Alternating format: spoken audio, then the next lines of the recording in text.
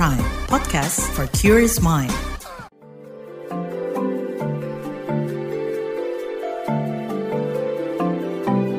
Saga, cerita tentang nama, peristiwa, dan fakta.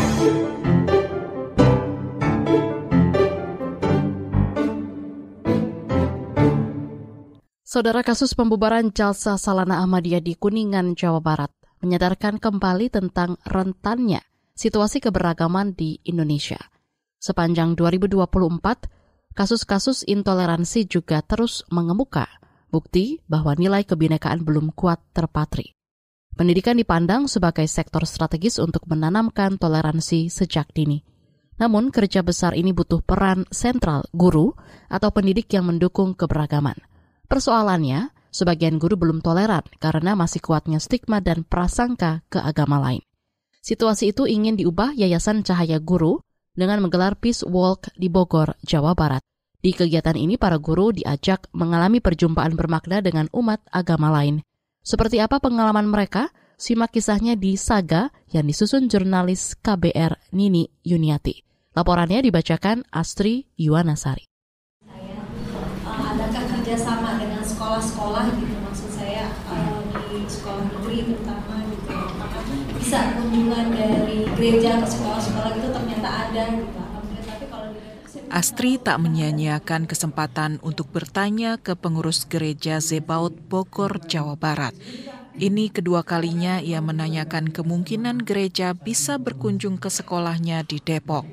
Sekitar 15 menit sebelumnya, harapan itu sudah disampaikannya ke Pendeta Margi Riri Hena. Saya kan nanya, ada nggak sih kunjungan misalkan dari sekolah, dari gereja ke sekolah-sekolah? Tadi saya sudah nanya pendetanya, dia tadi nanya nomor telepon saya juga. Ada Bu, ya sudah nanti kalau misalkan itu bisa kerjasama tuh dari gereja-gereja datang ke sekolah-sekolah. Perempuan 40 tahun bernama lengkap Astri Oktina Budianti ini adalah Kepala Sekolah SD Negeri Luwinanggung 2 Depok, Jawa Barat. Ia resah karena di sekolahnya tidak ada guru agama Kristen. Padahal mereka punya beberapa murid pemeluk Kristen dan Katolik. Dia nggak punya guru agama nih, siswa non-muslim ini, kan kasihan. Sedangkan pendidikan itu kan harus merata. Dia mempunyai hak yang sama untuk menerima pendidikan agama, sedangkan dia nggak nerima di sekolah. Selepas dari gereja Zebaot, Astri dan rombongan berjalan kaki ke gereja katedral yang berjarak sekitar 300 meter. Di sana ia juga antusias bertanya. Sebenarnya ada nggak sih yang bisa merangkul umat atau jemaat yang ketika keimanannya turun? Itu karena terjadi lagi di sekolah saya. Ngakunya kan agamanya maksudnya misalkan Kristen gitu, tapi ternyata dia nggak pernah ke gereja gitu. Ada nggak sih Pak, biar ditingkatin lagi tuh imannya gitu, biar dia rajin lagi ke gereja? Astri butuh saran bagaimana mengarahkan muridnya yang beragama Kristen agar rajin ke gereja.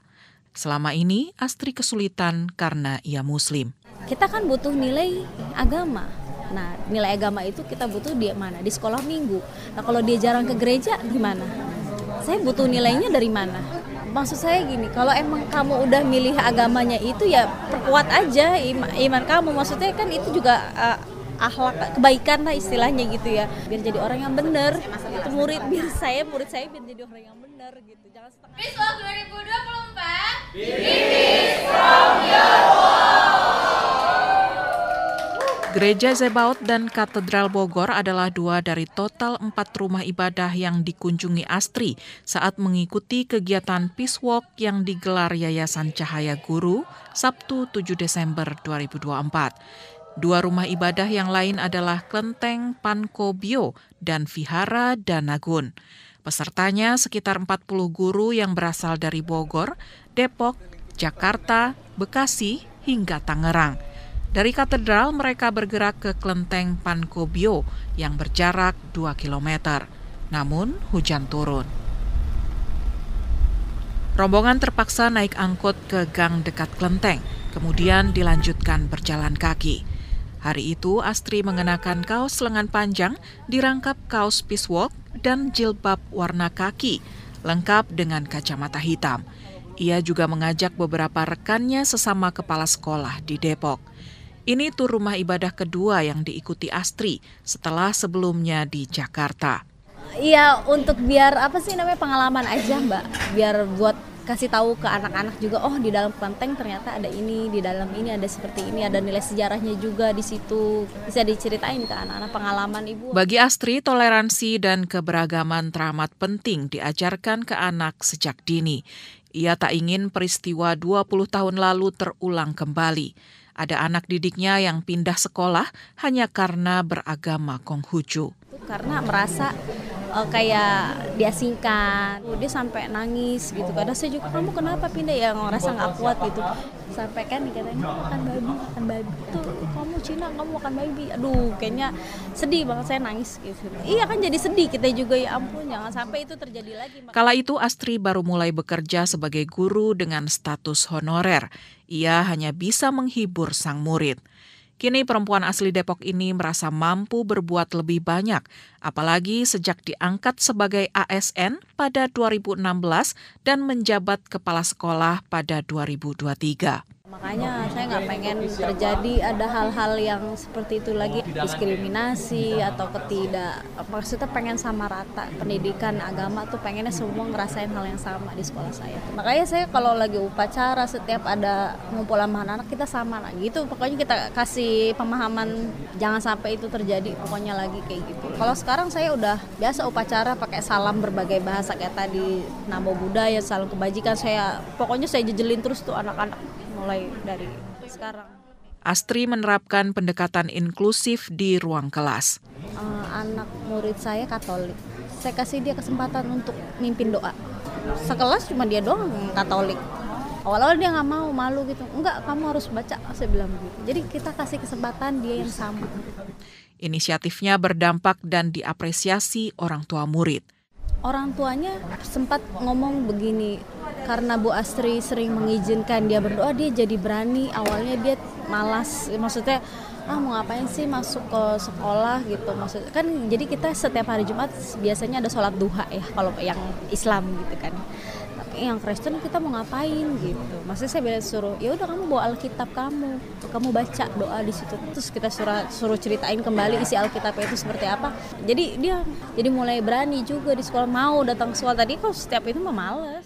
Astri belajar toleransi dan keberagaman dari keluarga. Nilai-nilai itu pun ia tanamkan sedari kecil di kedua anaknya. Background keluarga saya juga ada yang biarawati.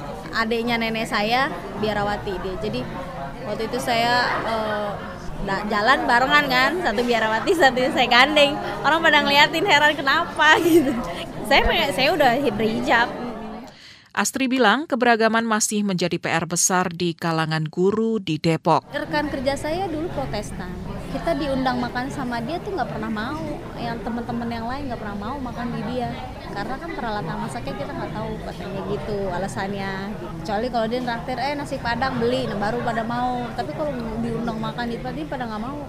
Kalau saya mah cuek aja, udah biasa gitu. Ia tertarik membuat tur rumah ibadah bagi para guru di Depok. Ya mudah-mudahan konsultasi sama Yayasan Cahaya Guru deh gimana bikin kayak gini buat guru-guru Depok.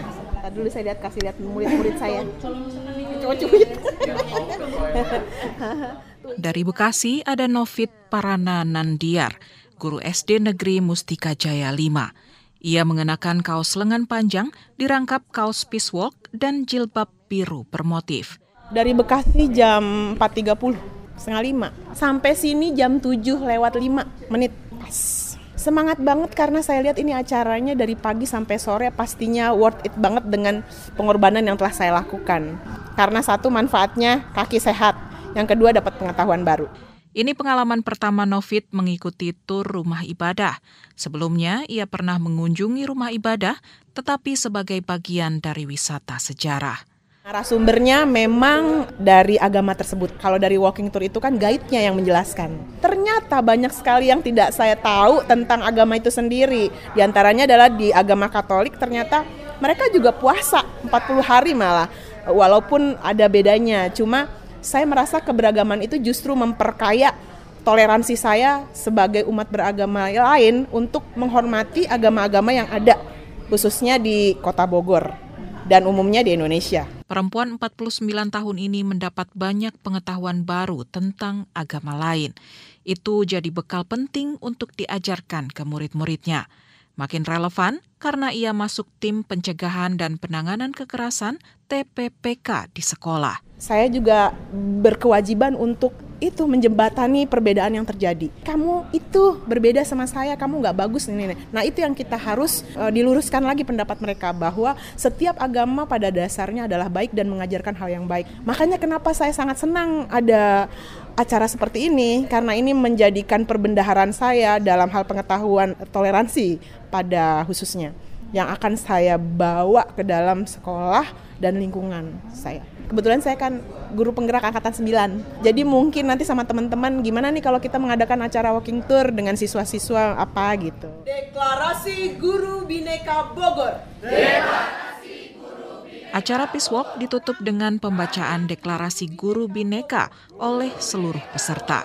Novit mengajukan diri sebagai pembaca naskah deklarasi. Puluhan guru ini berkomitmen menghormati keberagaman dan mengupayakan pendidikan inklusif. Bogor dipilih sebagai lokasi perdana Peace Walk dan deklarasi Guru Bhinneka. Direktur Eksekutif Yayasan Cahaya Guru Muhammad Muhlisin menjelaskan alasannya. Bogor itu punya potensi yang sangat beragam. Kalau potensi yang sangat beragam ini tidak dikelola dengan baik, akan sia-sia ya. Oleh sebab itu, kami punya cita-cita juga, Bogor ini akan kita jadikan sebagai kayak piloting project dengan keragaman yang ada, kemudian kita jadikan keragaman itu sebagai sumber belajar. Menurut Lisin, demikian ia akrab disapa, tur rumah ibadah sudah digelar yayasannya sejak 2016, namun baru kali ini dilakukan dengan berjalan kaki. Bogor sangat cocok karena punya banyak rumah ibadah bersejarah yang letaknya berdekatan. Guru-guru harus mengalami langsung, merasakan langsung bagaimana situasi, bagaimana ibadah teman-teman agama yang lain gitu ya. Tujuannya ya untuk membukakan pintu keragaman itu supaya mereka bisa merasakan langsung. Perjumpaan dan interaksi langsung diyakini Lisin sangat efektif untuk mengikis stigma dan prasangka antar umat beragama. Masih ada guru-guru yang punya pandangan menganggap orang lain itu sebagai ancaman. Guru-guru yang seperti ini tidak bisa diubah cara pandangnya hanya dengan 1 hari atau 2 hari kegiatan. Kegiatan yang kami lakukan seperti Peace Walk ini sebenarnya pintu masuk untuk mengenalkan keragaman dengan cara-cara yang sangat sederhana. Keyakinan itu dilatari pengalaman pribadi Lisin. Pendidik berusia 36 tahun ini berubah menjadi sosok yang toleran karena bersua dan berinteraksi dengan umat agama lain.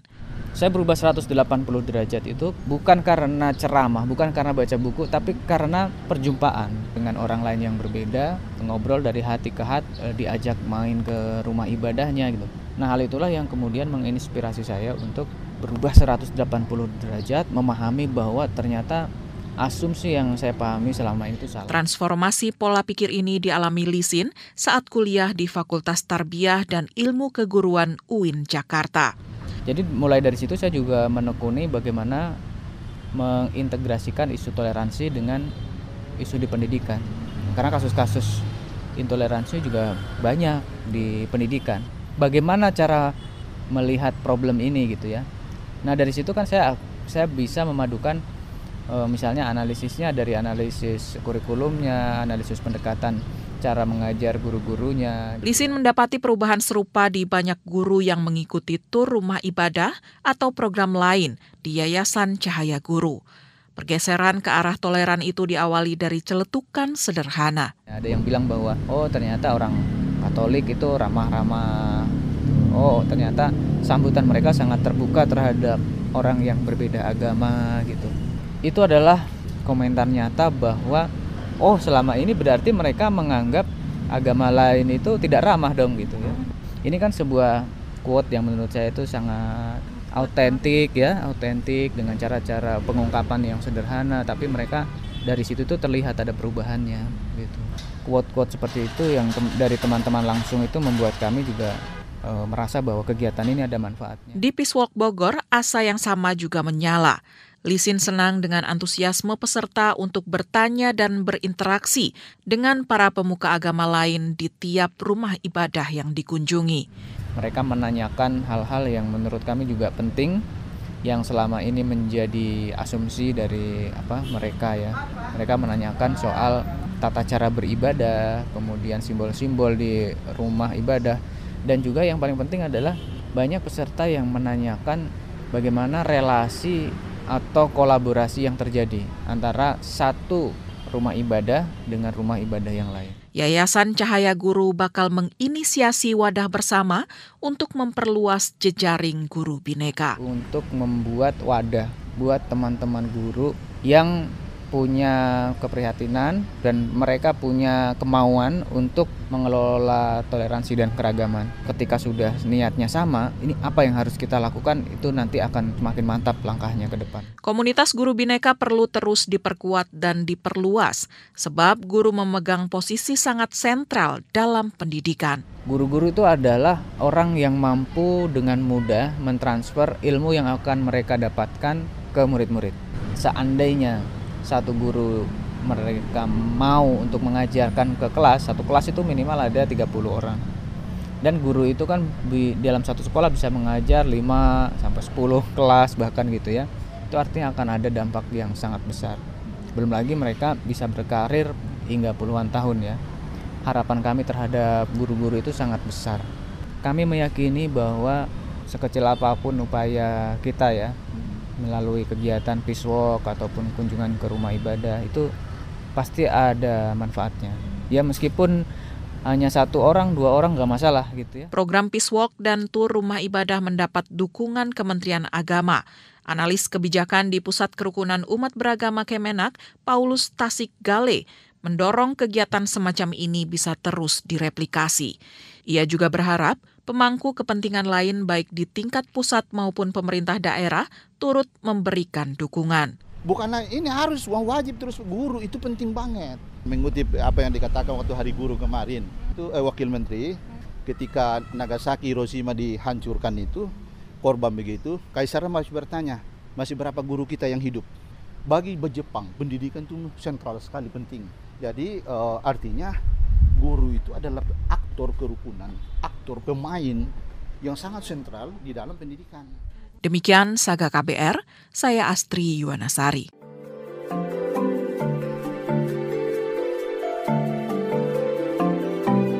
Saga, cerita tentang nama, peristiwa, dan fakta.